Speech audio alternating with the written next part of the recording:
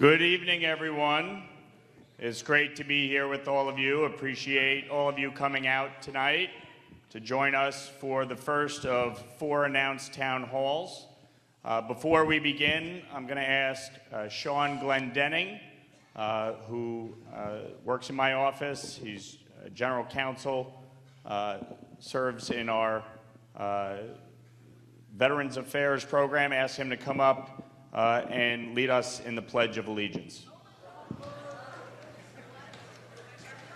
Please tell me you're not objecting to the Pledge of Allegiance. God bless.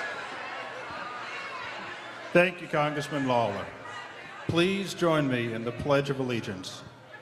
I pledge allegiance to the flag of the United States of America and to the republic for which it stands, one nation, under God, indivisible, with liberty and justice for all.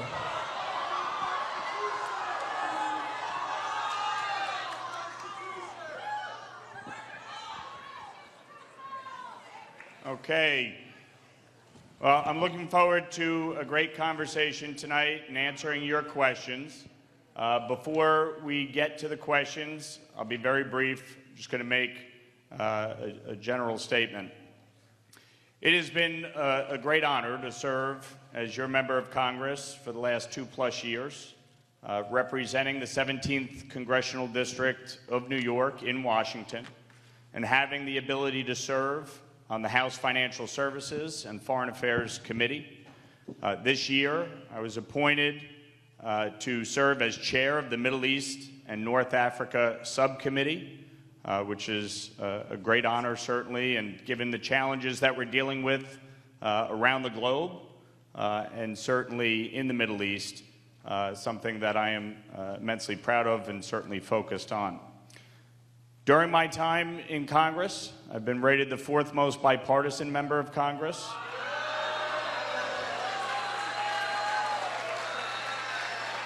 I've also been rated the most effective freshman member of the 118th Congress. And that is precisely because I've been able to get things done on behalf of our community, including passing 11 pieces of legislation, 6 of which were signed into law by President Biden. And the fact is, not many people can actually say that. Our prior representative got exactly 1 bill passed to rename a post office. So to those of you who feel that you're not being represented, the fact is that I have been doing the job effectively on behalf of our district and working with folks in both parties, as I always have and always will. And the fact is that we as a country, whether people like the outcome of an election or not, the fact is that we are a strong, united country. And we are a strong, united country that is rooted in shared values, shared belief, and an ability, if you're willing to listen to each other, to get things done. And for those of you that are here tonight, because you actually want to ask questions and engage in conversation, that's why I'm here. And I'm happy to answer your questions and look forward to it. And so with that, we will begin the process. As I always have at these town hall meetings, it is a random draw, and we will be calling out your ticket. Before we start, I'd like to ask you a personal question. So there's a lot of proposed legislation, bipartisan legislation, to either restrict or prohibit stock sales from people of Congress. So I'd just like to get your position on that. On the issue of banning stock trading in Congress, I fully support banning stock trading. I've been a co-sponsor of that bill both in the 118th and now again in the 119th. I don't care what party you belong to. The fact is, if you are a member of Congress, you are aware of information that the general public just is not aware of, period. And so on the issue of banning stock trading, it should be banned. I fully support that legislation and hope that we can bring it to the floor for a vote. Thank you. You have a question?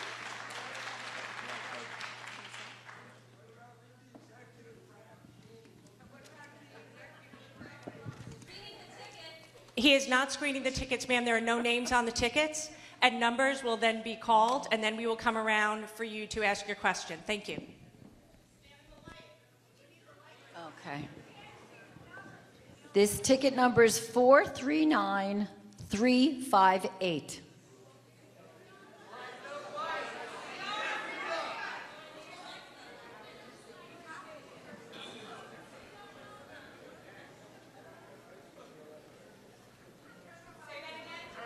Four 39358.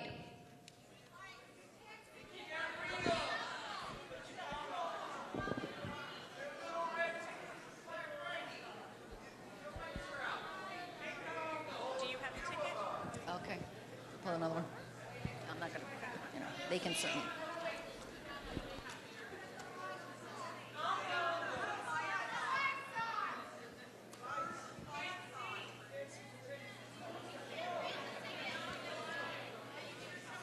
Want me to do another one? Can they put a little Yeah, light? if we can bring the house lights up a little bit.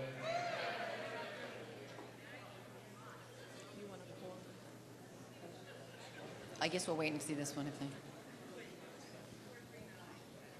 Teresa, can you just repeat that, please? The first number is 439358. Right over there. Please come over to this side.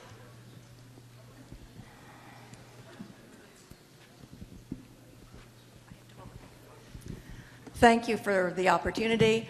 So you describe yourself as a moderate, yet you support all of the policies that this authoritarian administration is putting forth, including tax cuts for the corporations and the ultra-wealthy, the tariffs that are going to make everything more expensive for us, kidnapping and deporting 2-year-olds who have cancer and sending them off. So my question to you, none of this is helping us. We're getting hurt. We in the community are being harmed by this. What are you doing to stand in opposition to this administration, and what specifically are you doing that warrants the label moderate?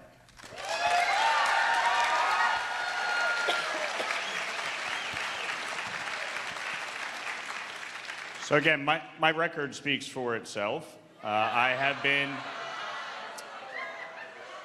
been rated the 4th most bipartisan for a reason, which is a very simple fact, that unlike many of my colleagues, I actually do work across the aisle. I actually do sit down with my colleagues. There's not a single local elected official who can honestly say that I have not sat down with them and worked with them regardless of their party.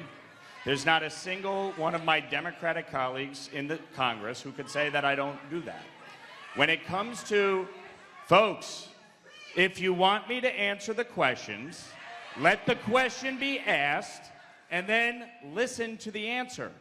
If you're just going to yell back and forth, the time is going to run pretty quick. So folks, when it comes to the economy, okay, we have an affordability crisis. This crisis didn't just start. We've been dealing with it for the last 4 years. Everything went up. The cost of groceries, the cost of housing. For instance, in Rockland County, the average mortgage cost went up $1,000 a month. That's over $12,000 a year on an annual basis, okay? And so what we're dealing with is trying to reverse a lot of this. What happened? What caused that? What caused record inflation? $5 trillion in new spending in the first 2 years of the Biden administration is what gave us record inflation. And so when you have record inflation, you have to be able to curtail inflation. So what happened? Interest rates went up, right? And that drove up mortgage costs. You have to be able to reverse that. So you bring down interest rates, you bring down spending. Right now, we are 36 trillion in debt. We are spending 7 trillion on an annual basis, with 2 trillion in deficit spending and 1 trillion in interest payments on our debt. At the end of this year, the Tax Cuts and Jobs Act is going to expire. And we're getting there. If the Tax Cuts and Jobs Act expires, do you know what will happen? The standard deduction will be cut in half. That will be the largest tax increase in American history. The corporate tax rate is set at 21%, and I don't support lowering it. I don't support changing the corporate tax rate. I do support lifting the cap on salt, which directly impacts all of us in this room. Under the Tax Cut and Jobs Act, the state and local tax deduction was capped at $10,000 per individual. And that was passed by a Republican Congress and signed by President Trump. I didn't support it then, and I don't support it now. And that is why, as we negotiate the reconciliation bill, I have been working to lift the cap on salt. That will provide immediate tax relief to all of us in this room. Prior to 2017, 50% of households itemized their deduction in our district.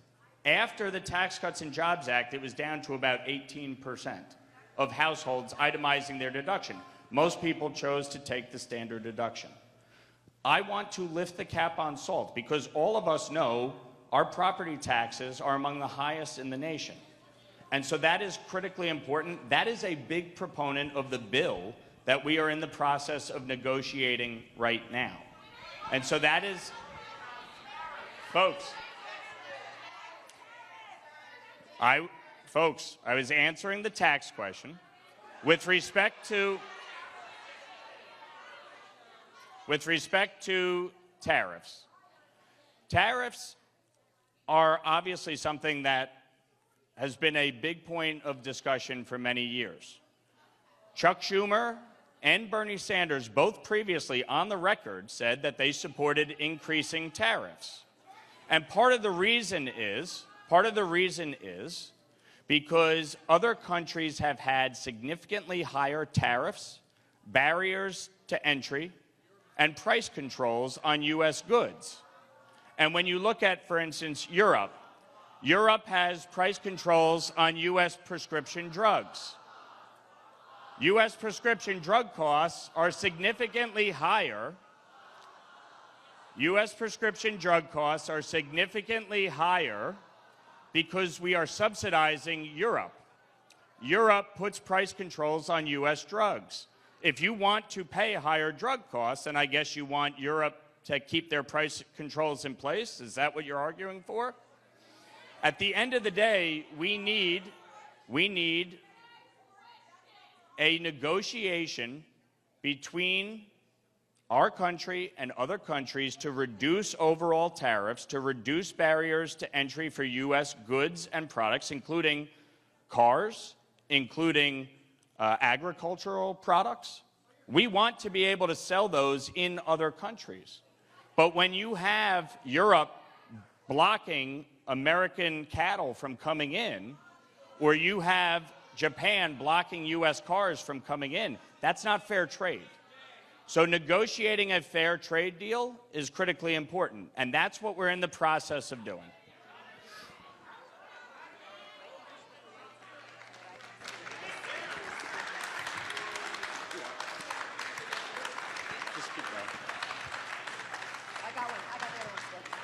Okay, the next number is 280028.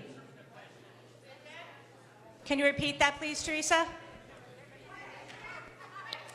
280028.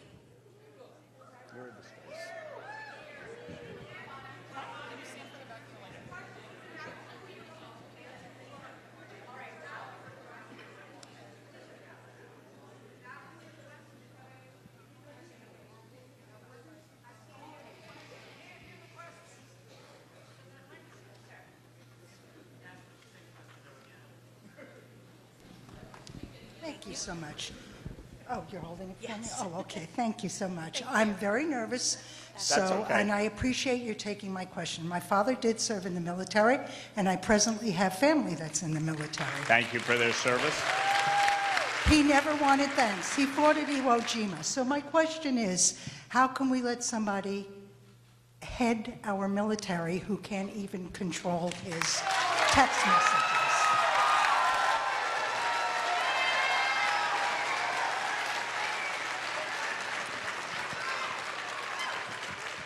So, as I said when that story came out, the use of Signal to communicate any classified or sensitive information was wrong. Never should have happened. There should be significant safeguards put in place to ensure that that does not occur. And folks, the secretary was confirmed by the Senate. The president is not firing him.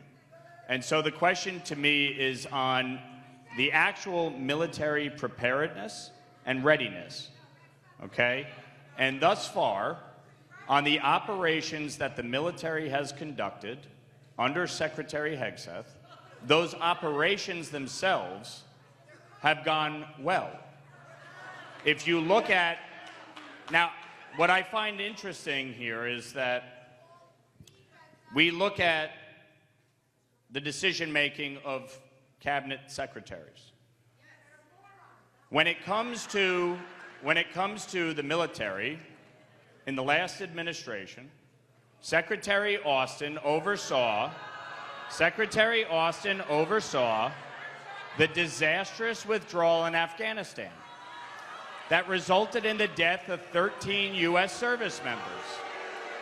And if you do not believe that there should be accountability for that, if you do not believe there should be accountability for military operations, then why are we demanding a resignation based on a communication? The communication itself should not have occurred. It should not have occurred. And my view has been the administration made that clear when it came out, and they said, the White House said, that was wrong, it should not have occurred. And so they did. And so the objective is to make sure, A, that does not happen again, but B, more importantly to me, that the military operations are what is paramount, and that those making the decisions they got lucky? Sir, we have a terrific military of trained professionals. They didn't get lucky, they did their job. Okay? The fact is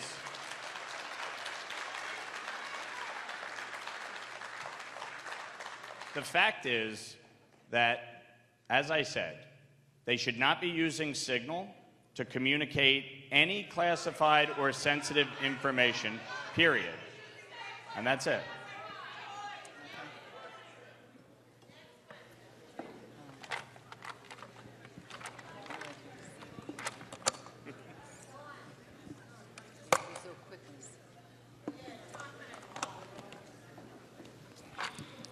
Four 39305.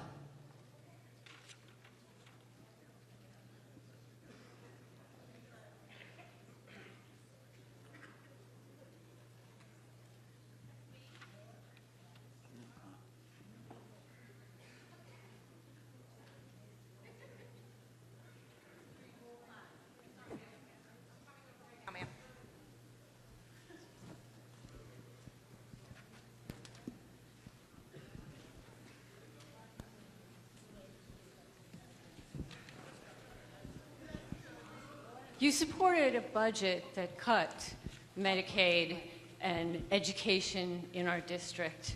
How does that serve your constituents?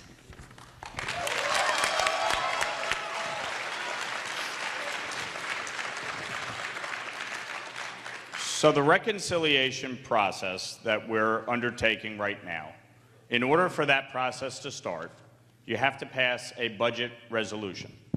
The budget resolution put together top-line numbers that talks about potential savings of $1.5 trillion over 10 years. Over the next 10-year window, we're spending $86 trillion projected. $86 trillion, this has nothing to do with Elon Musk. We're projected to spend $86 trillion over the next 10 years, okay? We're spending roughly $7 trillion a year. We're running $2 trillion budget deficits on an annual basis, and we're paying $1 trillion in interest on our debt at $36 trillion. Both parties are responsible for this mess that we're in financially. Both parties over the last 20 years, have both parties, sir, ma'am, I'm giving you the context so that you actually understand the process, okay? The fact is, over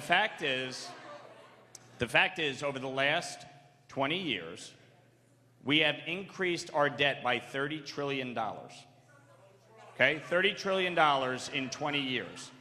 That's not sustainable for any of us. Our children and our grandchildren are going to be saddled with that debt, and that will have a profound impact. That will have a profound impact on the vital services that we all rely on. So when you're talking about the issue of Medicaid, okay? Sir, hey, do not speak to my staff like that. If you want to leave, you can leave now.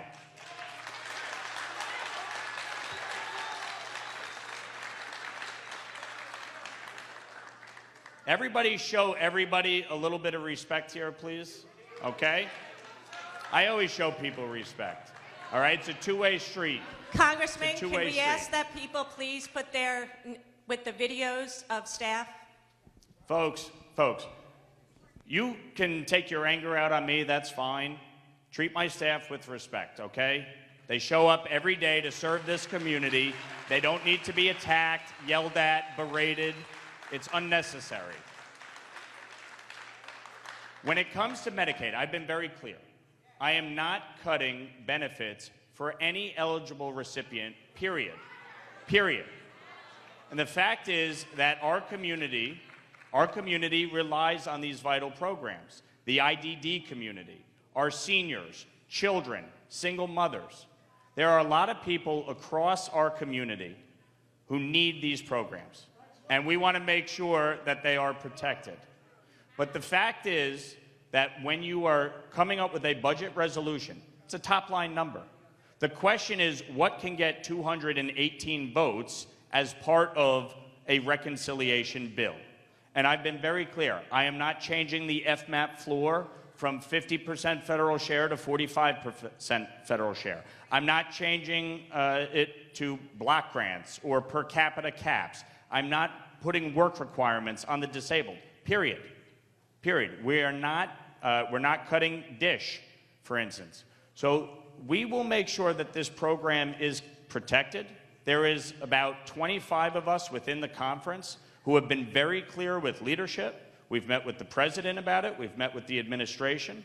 And we will continue to make sure that as we negotiate the tax bill, that we absolutely safeguard these vital services and programs. But I will also be clear about something. If you are an able-bodied adult without any dependents, work requirements are imperative. Because the objective of Medicaid, folks, Medicaid is a means-tested program that is intended to help people who need it. It is not intended for those who do not need long-term support. It is not intended for somebody to stay on it permanently. So if somebody is an able-bodied adult, they should go certainly try, to get a job and work. And by the way, that is something that Bill Clinton championed in the 90s and Democrats fully supported. and they should support. Now, when it comes to illegal immigrants, in New York State, $1.2 billion of our taxpayer money has been spent on Medicaid. I'm sorry, that is not a proper use of taxpayer money, period.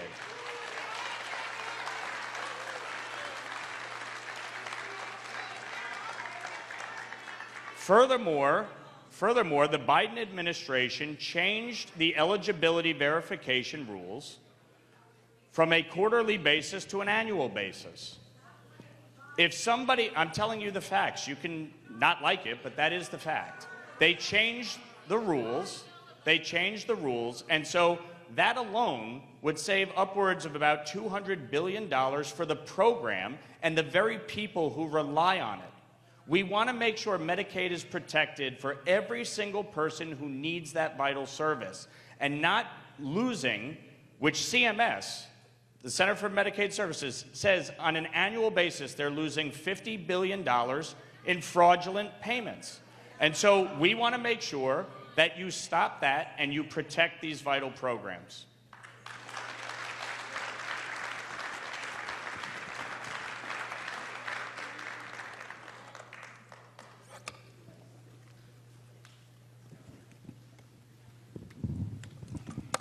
Zero 58111.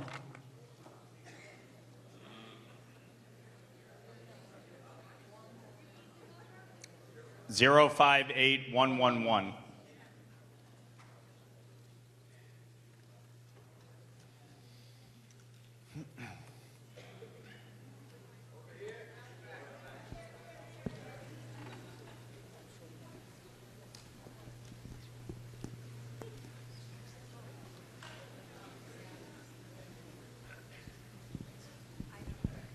You have to hold it?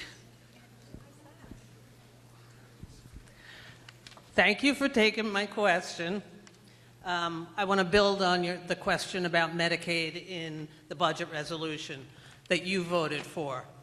$880 billion is targeted to be cut in 10 years from mandatory spending of the House Committee on Energy and Commerce.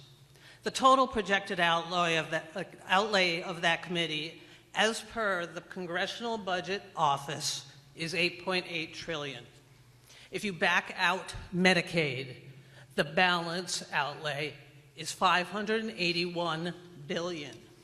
If you back out Medicaid, CHIP, which I'm sure you know is children's health insurance, as well as the budget neutral items, the balance is $135 billion. Where are you going to find $880 billion other than from Medicaid? Okay. So, when it comes to budget reconciliation, it is the Senate number that governs, not the House number. The Senate number that they passed just 2 weeks ago was $4 billion total. $4 billion total across the entirety of the government. Not $1.5 trillion, $4 billion. The objective to me has always been, you have to find 218 votes. And I can tell you right now, there will not be 218 votes to cut Medicaid to eligible recipients, period. There is a whole group of us that, going back to last year, and then in January, we made it very clear to leadership. I met with the president at the White House with a group of about 20. We made it clear to the president. The president actually agreed with us about not wanting to cut Medicaid. The issue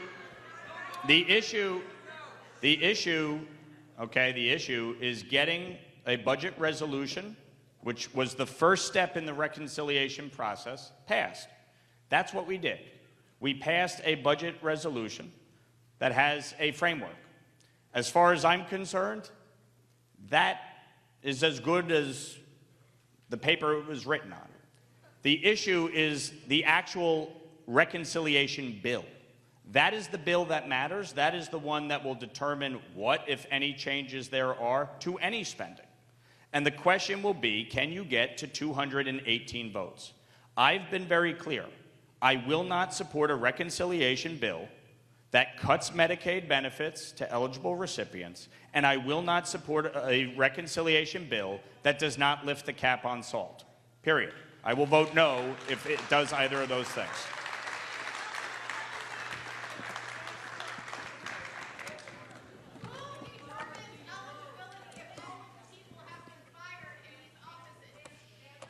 Ma'am, we said no yelling out. Can you please? The states run the Medicaid program. Okay, the number is 439188. 439188.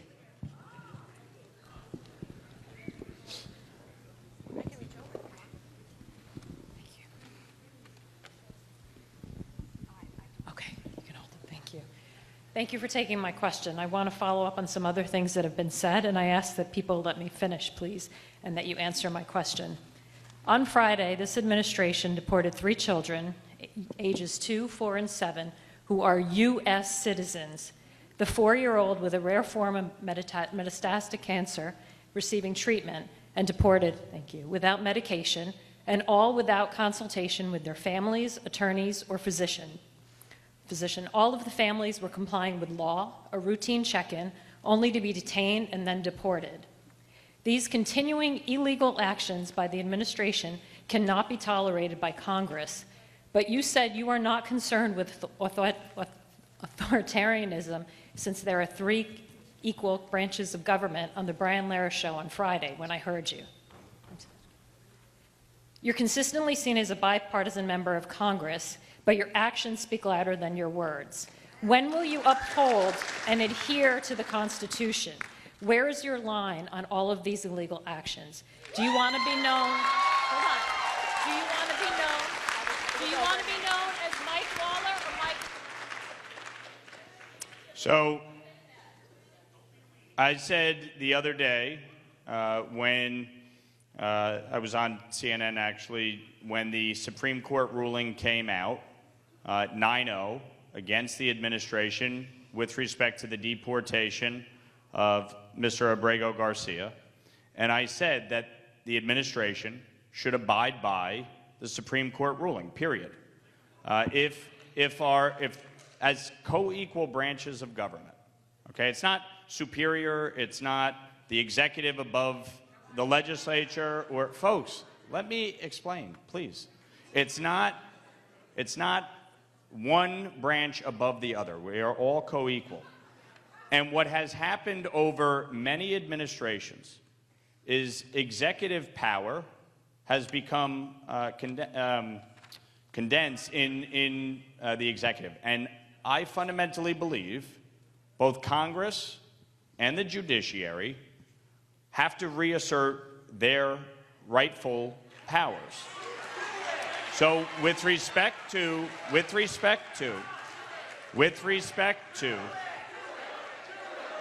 Okay, with everybody. respect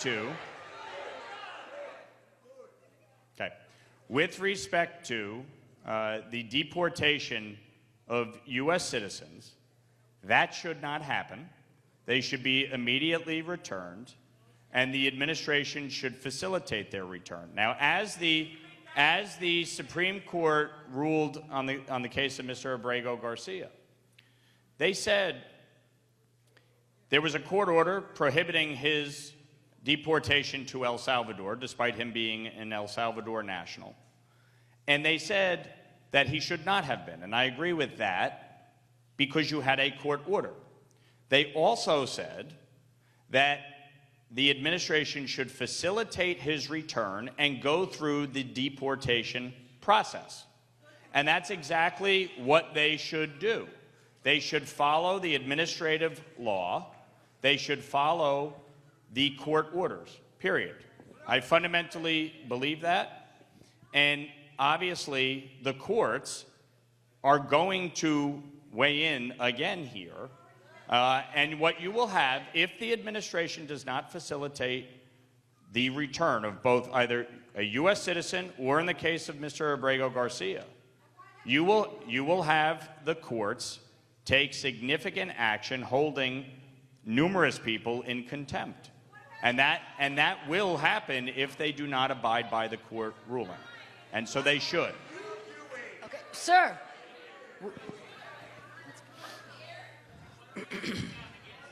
I have, and I just did again in front of you.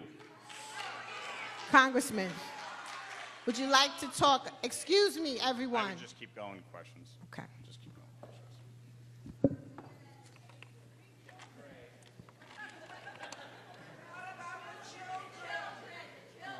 I said they should be returned. I just said that. Okay. If you take the opportunity to listen instead of yelling, you might actually hear the answer you want to hear. 280051. 280051.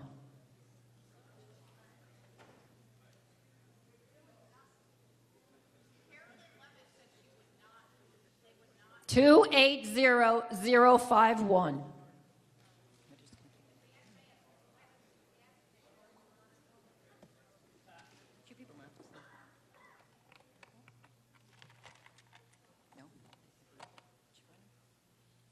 Teresa, can you repeat that for a moment, please? 280051.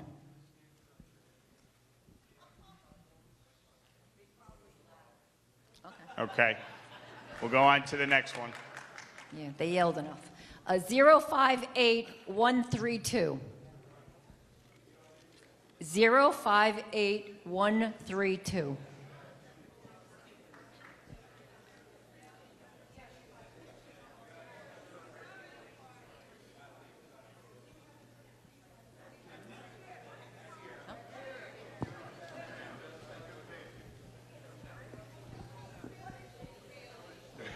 State your name first before you speak. Sue Ridge. Oh, I can't hold it? Okay, my question, I want to follow up on the last question. You've told us what the administration should do. Our question to you is, what is Congress going to do to help enforce what should be done by the administration? Well,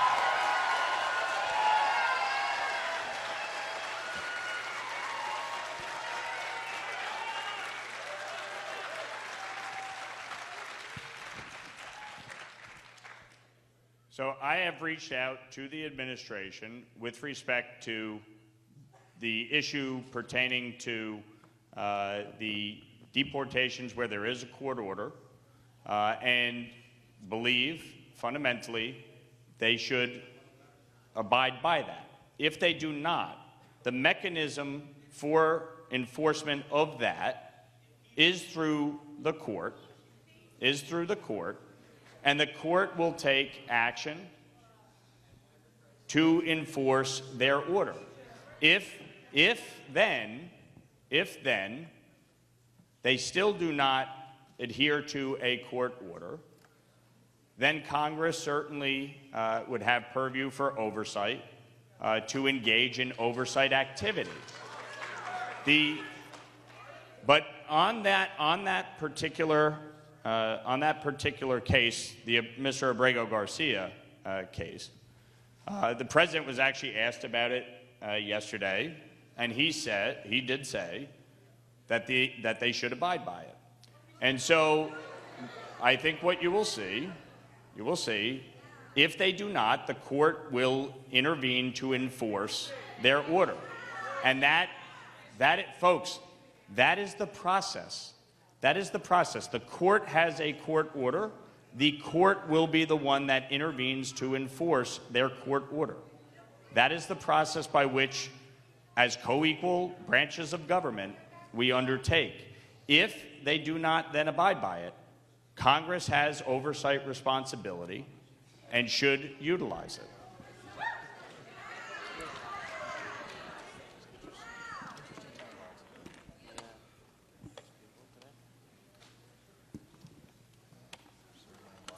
Four 439-274. 439-274.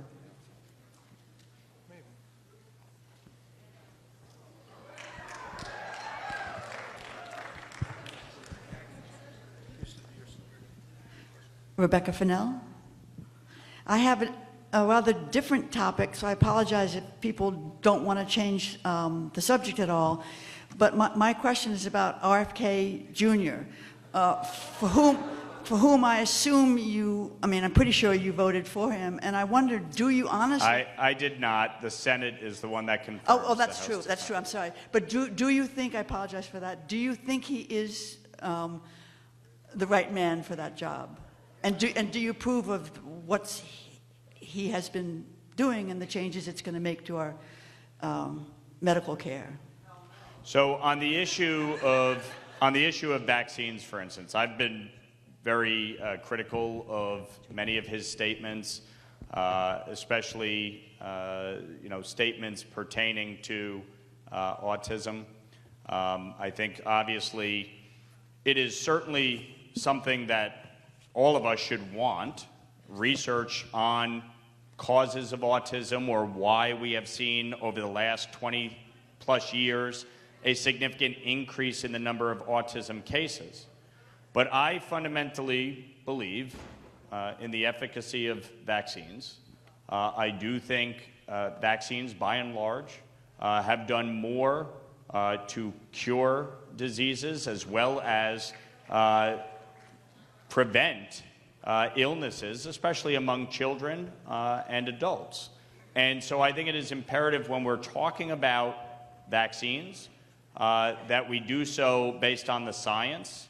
And while I do believe there should be robust conversation, as science provides for and should, because there's constant research and they're always learning and they should learn new things. When it comes to our food, I do actually agree with many of the things he has talked about and some of the harmful impacts that some of the dyes, for instance, in our food. If you look at the announcement they came out with, they are now following Europe in terms of banning some of these petroleum-based dyes to be used in our food. And I think that's a good thing. I actually support that, and I think he's right to raise that. I have disagreed with him on a number of decisions that have been made out of the Department of Health and have written him already numerous letters with respect to, for instance, cuts to that would impact the World Trade Center Health Fund. I and my New York Republican colleagues pushed back hard against that. We went to the White House immediately. They were able to reverse the decisions. When it comes to, for instance, cuts to HIV funding, I have been opposed to that. The fact is that eradicating HIV is something we should all support. It is something that is vital not only around the globe when you look at programs like PEPFAR, but it is critical for our LGBTQ plus community here in the United States and around the globe. I have pushed back against his proposed cut to the suicide hotline when it comes to the LGBT community. I do not support, folks, yelling out really doesn't change anything. The fact is that where I disagree, I have no problem saying it and pushing back against the things that they're doing. I'm constantly in touch with the administration. Now, here is how this process is going to work. The administration is making recommended changes. They are putting forth cuts that they want to make. Over the next few months, between reconciliation, a rescissions package, and fiscal year 26 appropriations, Congress is going to weigh in heavily on every decision that they are trying to make at an administrative level. Some of them we will agree with. Some of them we will disagree with. Some of them will require folks like me pushing back against it. And that is the process that is undertaken when the administration seeks to withhold funds or cut programs. Through these layers that we're dealing with right now, reconciliation, rescission, and appropriations, that is where we are going to be weighing in heavily, in addition to the oversight that the committees engage with on a weekly basis.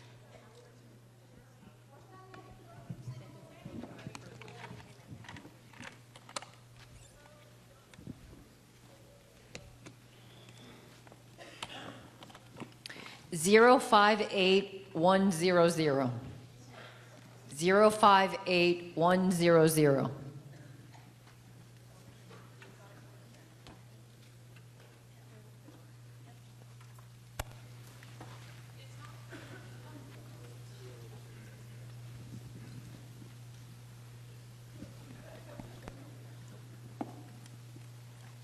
Teresa, can you repeat it one more time, please? 058100.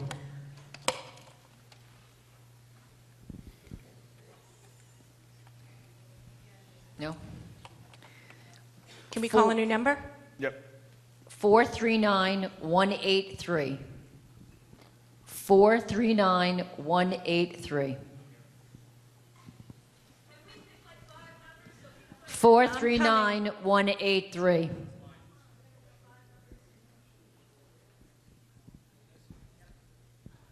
Oh, you can hold it? Okay. All right. So, a little background. All right. I've had my own software company for 40 years. Okay. I've had my own software company for 40 years. Okay. In that time, I've written software for the poultry industry, and I've seen... I'm sorry, for which industry? The poultry industry. Poultry? Okay. And I've seen the FDA inspectors and the Department of Agriculture work keeping our food safe. Okay? The budget cuts that we're doing right now is taking that away. What I do now, since my retirement, is I drive an ambulance. And my whole business in life right now is saving lives. What this administration is doing is going to hurt people or kill people. So my question is, you talk about pushing it back against all these cuts that you're doing to the NIH, to the FDA, to, okay, whatever. So my point is, if you don't get anything done, then maybe you should say you failed and you should leave. What do you think? My question is, what are you going to do to make sure that you're successful? Well, again, when you are in elected office, okay, you're, in the case of Congress, one of 435, right? In the case of a county legislator, one of 17. In the case of a town board, one of 5. You have a responsibility to build consensus, which means you actually have to engage in conversation with people, even if you disagree strongly with them. And oftentimes, and I will tell you, this is a mistake that my Democratic colleagues are making right now. It's not just enough to resist or say you hate the person in power or you hate the administration. You actually have to go engage in conversation. And I could stand on the street and yell and scream and hold signs and do that. But that in and of itself is not actually going to find compromise when you're dealing with these situations. And so what I have done and what I continue to do is engage directly with the president, with his cabinet secretaries, with the administration, with the staff on a daily basis.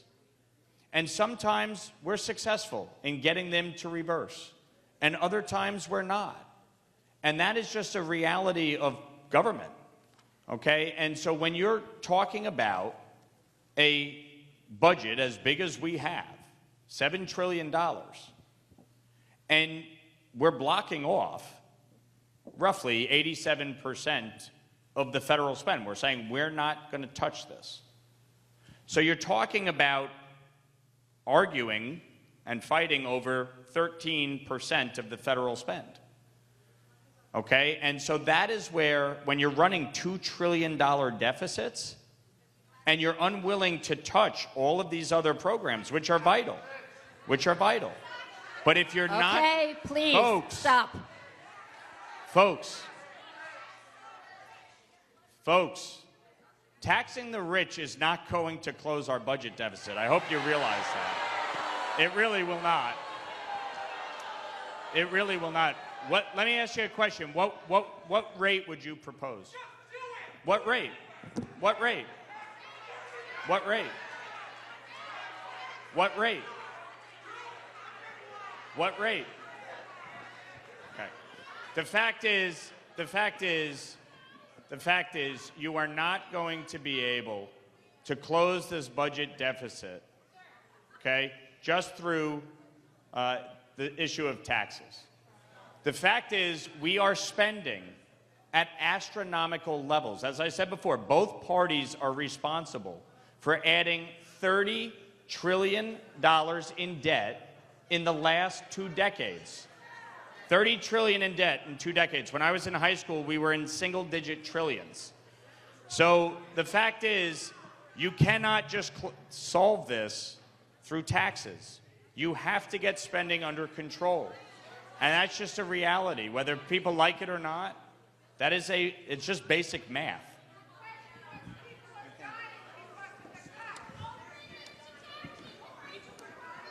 Okay, folks, we're here to hear the congressman. We're here to the congressman. 058064. 058064. 058064.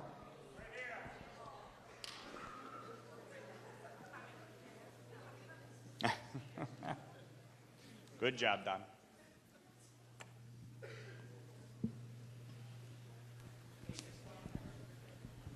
Many of my questions have already been asked, but I would like to point out that many of your answers have really obfuscated the questions that were asked here.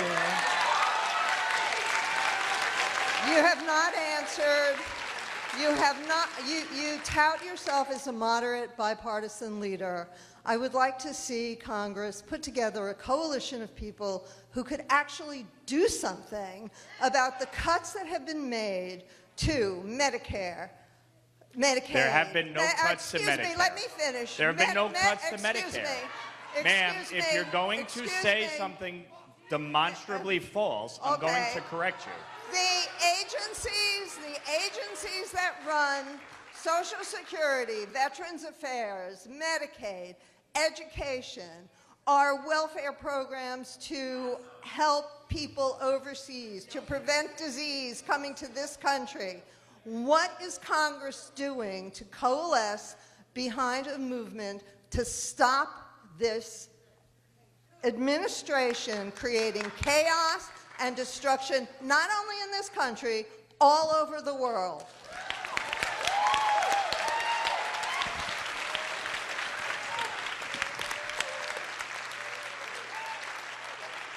So you talked about foreign aid with respect to diseases, right? And preventing diseases around the globe.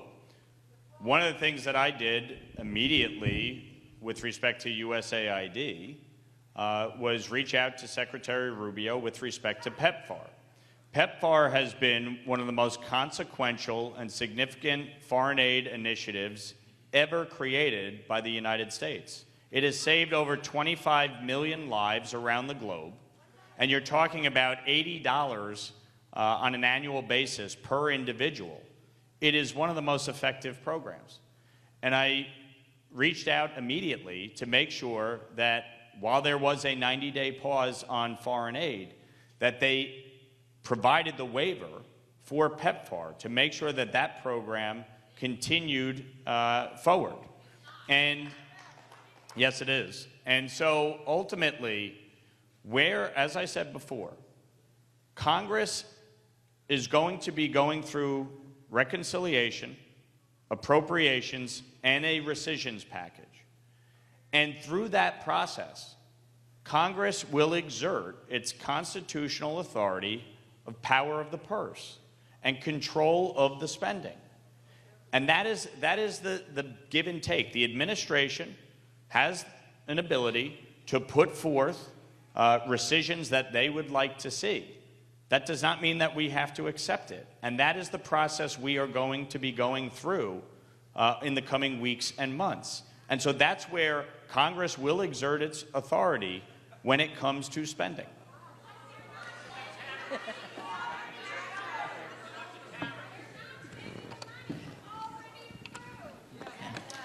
Under the Impound Control Act, the administration has the ability to offer a rescission.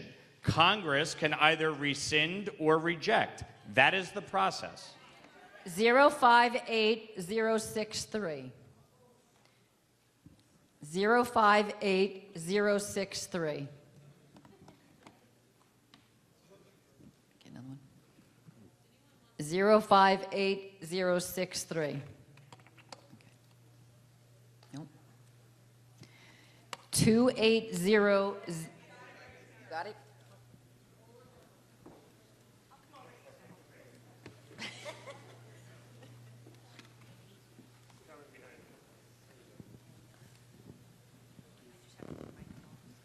Oh, you have to. Yes. My question's about SSI and Social Security. I'm sure has not been cut, but the administrative staff and the people that administer it, the workers, have been cut. How is it possible to give the people that have paid into it what they deserve when the ability to implement it is gone? It's going. It's gone. So the federal workforce prior to COVID was 2.7 million people. At the end of Joe Biden's administration, the federal workforce was about 3 million people. Based on all the estimates that we have, based on changes that the administration has made to the federal workforce, they are still above 2.8 million people in the federal workforce. And so the numbers in the federal workforce are still higher today than they were prior to COVID. Now, COVID saw a surge in hiring. COVID saw a surge in hiring for a reason, for an obvious reason. And so what the administration has said, it's not bullshit, folks, it's actual numbers. What the administration has put forth is an objective to bring the federal workforce down to roughly pre-COVID levels. Now, when it comes to Social Security and Medicare, there have been no cuts. Nobody has received a cut in benefits. There's not a single person in this room that is on Social Security or Medicare that can honestly stand here and say that they have received a cut, because you haven't. Now, with respect to Social Security, sir, just yelling out is not going to change anything, all right? You're interrupting everybody else, so enough. The fact is that during my time in Congress, I have fought to protect Social Security and Medicare. I helped pass the Social Security Fairness Act so that people who for the last 40 years have been getting screwed because they had a pension and they were losing Social Security benefits, they now get those benefits because I fought to get that done. So when people say, oh, they're cutting Social Security or they're cutting Medicare, that is a lie, period. We are not cutting Social Security or Medicare. 280030. 280030. I'm sorry?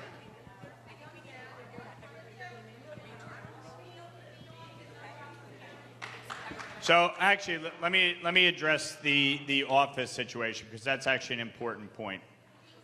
And folks, please, everybody came in here, whether you like me or not, whether you like my answers or not, just please try to abide by the rules so that everybody else has the opportunity and we can get through more questions. But just screaming and yelling at each other is not solving anything. So the fact is, with respect to the Rockland County Social Security office, they shut it down in May of last year for renovations. And they told us it would be open by September. They didn't even start renovations until December. Then they told us it would be reopening this May, and now it's projected to be September. The failure to actually get this office renovated, obviously in a timely manner, is absurd. It's absolutely absurd. And the White Plains office that has been subject to discussion, the White Plains office is not a full Social Security office. It is a field hearing office. And it was a massive space that they were underutilizing. And so the Biden administration notified my office in December that they were shutting down that office. They were not going to renew the lease, which was come due this May. I have reached out to the administration repeatedly for the purpose of trying to come up with a solution to make sure that there is a field hearing office within vicinity. My goal, my objective, is to get the Rockland office, when it is reopened, hopefully by September, when it is reopened in West Nyack, where we are, that it would also include a field hearing office so that everybody in our area has the ability to utilize that without having to travel. Now, 80+% of the hearings are now virtual because technology obviously has been extremely helpful. But for those that need the physical location, my objective is to get a solution with the administration that includes using the Rockland office as a field hearing office for those who need it. Congressman, we do have the person who had the ticket that was pulled. I'm going to let her answer the question back here. Oh, sorry. Okay? Sorry, okay.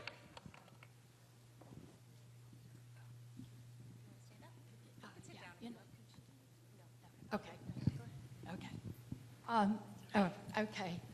I just want to know, what is your position on holding federal funds back from institutions and trying to hold hostage big corporations? Can you... To withholding funds from... Are you talking about withholding federal colleges? funds from our institutions of higher education? Oh, okay, sorry.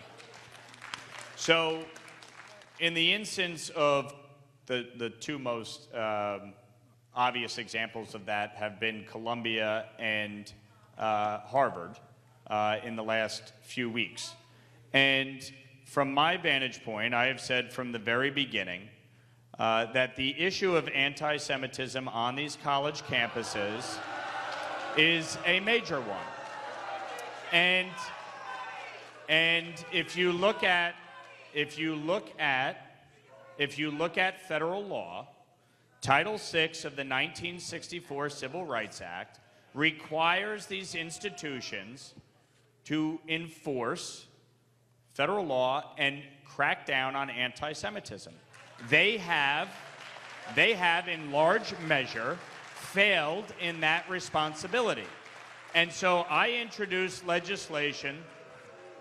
You guys think Columbia and Harvard did a great job dealing with those college protests? Listen,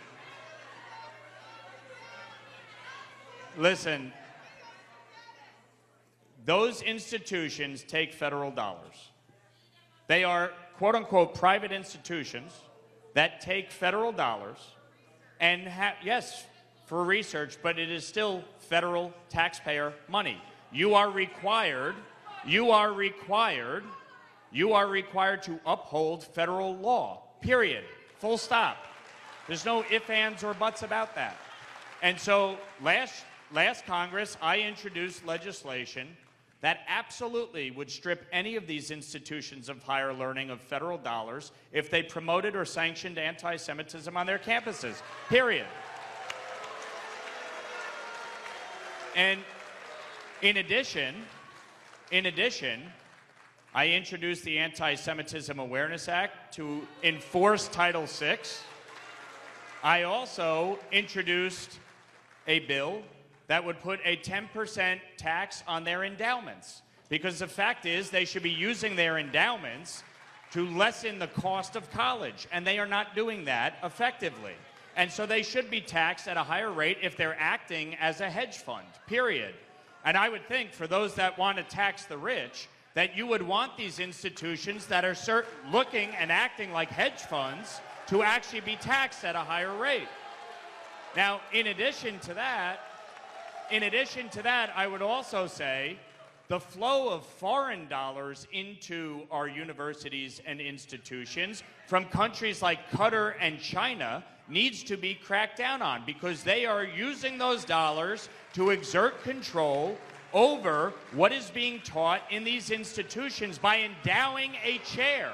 They are endowing a chair. I find it fascinating that you guys support this. It really is interesting. So they are using federal dollars to actually endow chairs and teach certain curricula that undermines the United States and the free world. And that's fascinating that you support that.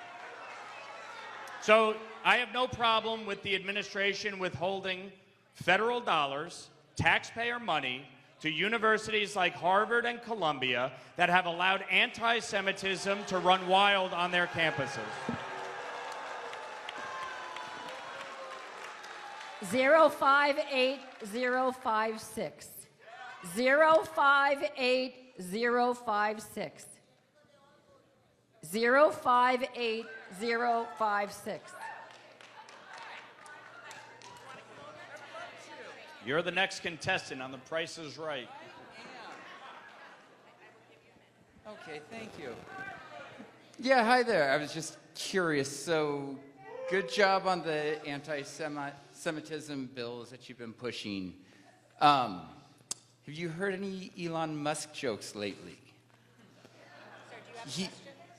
That was a question. Because I find it ironic that you are that you'll take all the money from AIPAC, and then you'll take all the money from Musk. But then you can go down. Do you remember the little rant that Musk just went on not too long ago that wrapped the whole thing up with, I'll bet you did not see that coming lately? Have you spoken out about Musk and his view and how that doesn't align Folks, with the anti-Semitism? Calling people a Nazi because you disagree with them is foolish. It's foolish. And it doesn't actually serve a purpose. It doesn't actually serve a purpose. It may make you feel good, but it doesn't actually serve a purpose. All right, next question.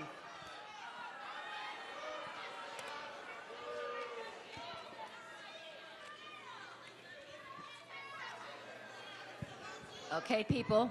280072. 280072. 280072. No.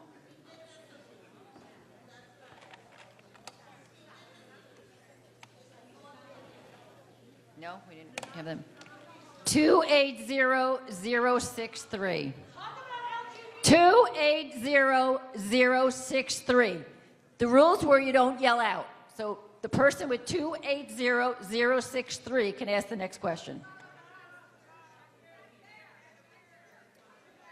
No. How about we pull another number?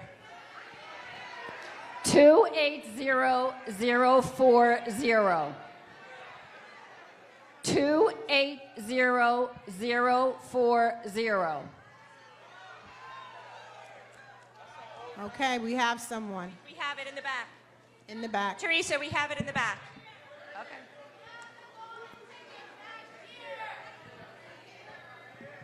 I have all the tickets. They're all here. Ma'am, I'm right here. Great. Well, we didn't know. No problem. That's okay. Oh, okay. I have the numbers, so. Hello? Hi. Congressman, we're in the far right corner. Okay.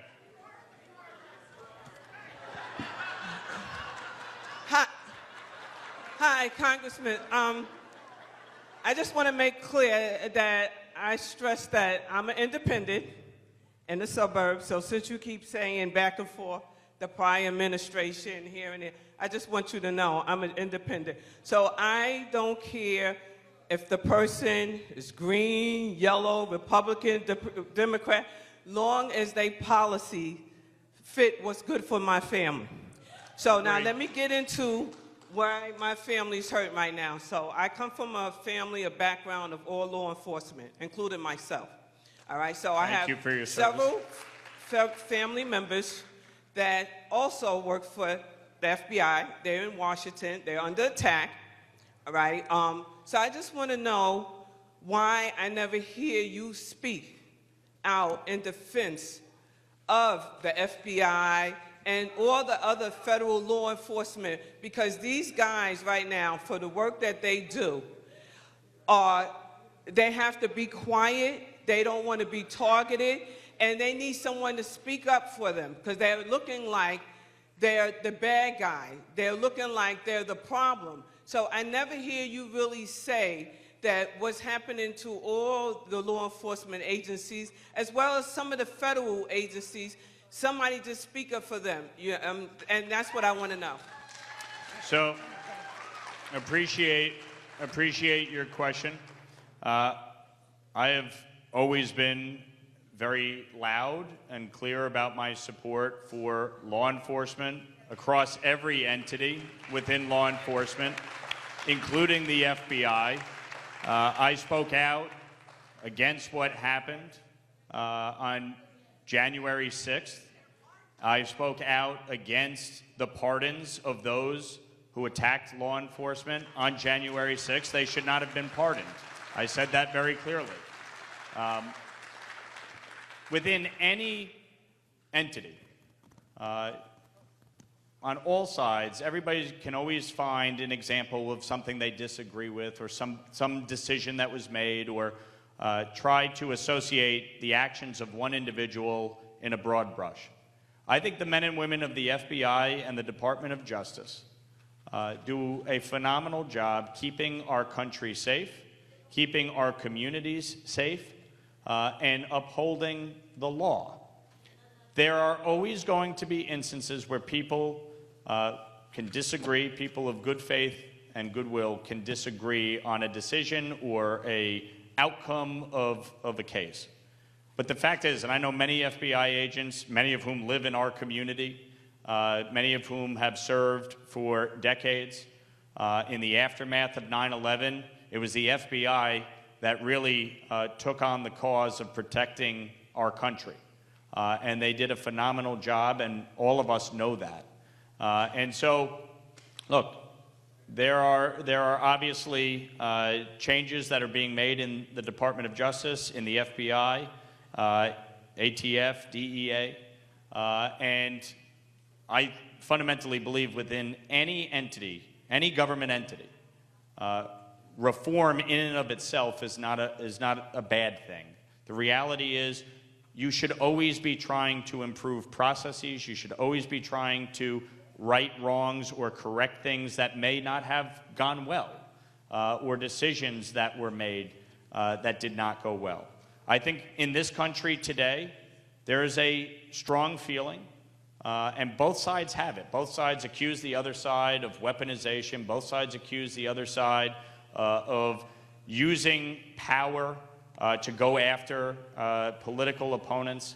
I fundamentally believe all of us, as Americans, none of us should want that at any time, in any department, in any agency, because all it does is undermine our faith and confidence in our government and our system. And so I always defend law enforcement. That doesn't mean that I won't point out when there is a criticism to be had, or point out where a mistake was made. But the men and women, by and large, across this country, whether it's the FBI, whether it is our local law enforcement, the NYPD, the the Sheriff's Department, our town municipal police departments. They do a phenomenal job, and they deserve our thanks. And they're here tonight to keep everybody safe, and I appreciate them doing so. Supervisor, we do have that other number that was called, so if it's okay with you, I'd like to let her ask a question back here. Sure.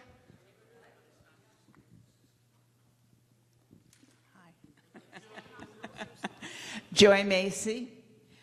I'd like to know what your thoughts are on the fact that the United States in the last 100 days has suffered a terrible loss of pride. People are just ashamed of their country. And when I want to go to Europe and I'm told, well, you can, but you know, people hate you there now. And even in Canada, I think it's a terrible thing that has happened. I'd like your opinion. And the other question is, as part of that, is the fact that we are now not supporting Ukraine. And I'd like to have your opinion on the withdrawal of all our funds. So, on the issue of America's standing in the world, we're going to strongly agree to disagree. The fact is,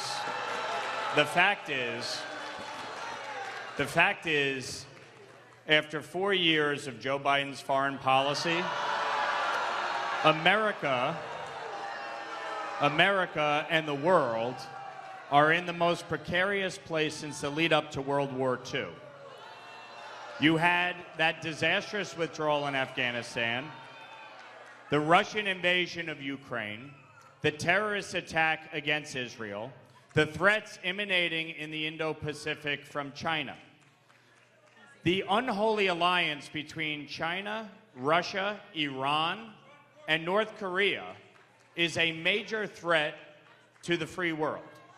And if you look at what happened under the last administration with Iran, they wanted to renegotiate the Iran nuclear deal. They wanted to reinstate the JCPOA in a slimmed-down version.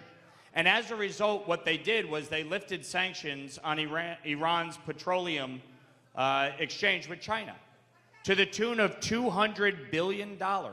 That is what funded Hamas, Hezbollah, the Houthis. That's what funded their nuclear program. So the fact is, America's standing in the world was already in a precarious place. Now, when it comes to Ukraine, I have been a strong supporter of Ukraine. I continue to support Ukraine. I voted for every dollar of aid to Ukraine. And the reason I did is a few reasons. One, if Ukraine falls, that will be a disaster for Europe and the United States. If Russia is successful, Vladimir Putin will not stop at Ukraine. Vladimir Putin is a vile dictator and thug, and the world will be better off when Vladimir Putin is no longer in power, period. But the challenge after 3 years of war in Ukraine is that they are not in the strongest possible position, barring U.S. troops going in. And I do not believe the American people want to send U.S. troops into Ukraine. What we have been willing to do is send resources, send military equipment, engage in training, and I do believe we should continue to do so. However, I have supported every dollar that has been spent in support of Ukraine. However, the challenge right now is this. If we continue down that trajectory, Ukraine is in a situation where, at best, they are likely to fight to a stalemate for another year, 2 years, 3 years. And with it will be more death and destruction. I don't want to see anybody die and certainly not innocent Ukrainians. And you see, they want peace. They want this war to end. And so the objective is, at this moment, to negotiate a settlement. To negotiate a settlement and end this conflict in Ukraine and end the destruction that has occurred. But in order to negotiate, you actually do have to sit down. You actually do have to get both sides. I was heartened to see President Trump meet with President Zelensky in the Vatican yesterday. I thought that was a positive sign. I thought that was an important step, because we do need an agreement between Ukraine and Russia to end this conflict. And so that is critically important as we move forward. Equally as important, how am I lying? Congressman, Equally important. we have several people who have been asked multiple times to please leave. I'd like this to be the last question, so then the people who did want to listen to you are able to. Folks. We have room for one more question after this. Folks, so with respect... I do. With respect to Iran... Me too. What is imperative with Iran is to ensure that Iran does not have a nuclear weapon, period. And that is something that we are going to have to deal with in the coming weeks and months, and hopefully avoid an escalation. Okay, this is the last question that's going to be asked. 058106.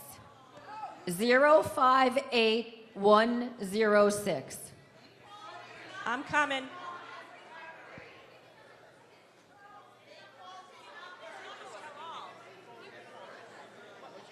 Zero 40. And then the woman. 058106. Okay. We have a conflict, so I'm going to do two quick questions, but they need to be quick. I'm a number. Hi, yes, Congressman Lawler. I actually want to thank you for all your work that you Folks, do. could you please be quiet and listen to the person who's asking the question? Please be respectful to your neighbor. Go ahead, young lady. Yes, I want to thank you, Congressman Lawler, for all the work you do and remind you and the audience that Rockland County residents overwhelmingly voted for President Trump as president of this United States. And we expect you to honor the citizens who wanted his protocol and his changes. So thank you. And my question for you is, Congressman Lawler, how do you plan on protecting federal religious rights in the state of New York, where religious exemptions have been removed, which is a violation of their First Amendment religious liberties, and the state, it seems to be violating that? You're talking about with respect to vaccines and health decisions? At public and private schools, there was just a case in upstate New York with an Amish school that has been fined for not providing vaccines because it Yep. Look, I have always believed in religious exemptions, and when before I got to the state legislature, they voted to repeal the religious exemption. I would not have supported that. I support it being reinstated. On a federal level, look, I think obviously individual constituents, folks, this is the last sit down, question. So can we please behave ourselves? And if you don't want to ourselves? sit, you can leave. It's that simple.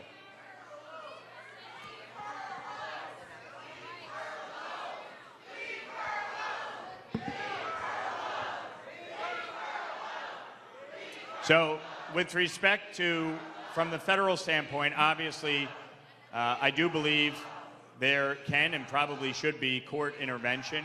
So if any entity or individual wanted to bring a lawsuit, certainly we can look legislatively to see if there are opportunities to protect, obviously, religious exemptions when it comes to that.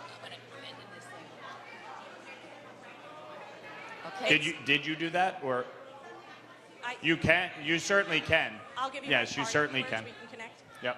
But we can talk. We can follow up. We have the last question here. This man's ticket was called before, So if that's okay, he promised he'd make it quick. No worries. Pressure's on. Here we go. So, all right. The Emoluments Clause is designed to ensure the public officials prioritize the interests of U.S. citizens and they don't have personal gain or foreign influence. President Trump now has his own cryptocurrency. The government has no idea who's putting money in, who's taking money out. They don't know who the individuals are or the governments are. He makes money on every investment trade. He has his own social media platform that financially benefits him when he exclusively posts on it in order to increase members, bring attention to which increases his revenues.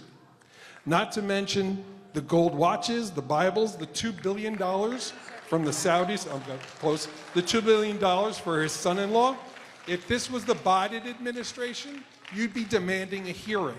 So why are we not demanding a hearing? So,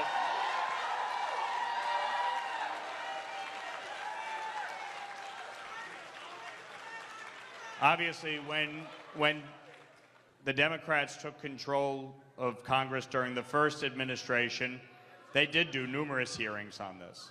When Joe Biden was in office, yes, the Oversight Committee did hearings with respect to his son's foreign dealings. At the end of the day, to me, the issue of crypto, we are actually in the process through the Financial Services Committee of passing federal regulatory framework when it comes to crypto, because we don't have one. There is not currently a regulatory framework, which certainly is imperative. As I said before, earlier, when it comes to the issue of people trading stocks, I don't believe in that. If you are an elected official, certainly at the federal level, I think it should be precluded. And so certainly one of the things that we can look at, obviously, is once we have a federal regulatory framework, is how we might deal with that with respect to cryptocurrency. But with respect to any type of investigation, at the end of the day, if you own a business, if you have business in trust or a corporate holding, which is what most of the president's business dealings are, they're corporate, that is a separate legal entity. And his sons, as far as I understand, are running the business. Okay, that's the last question. I want to personally thank Congressman Lawler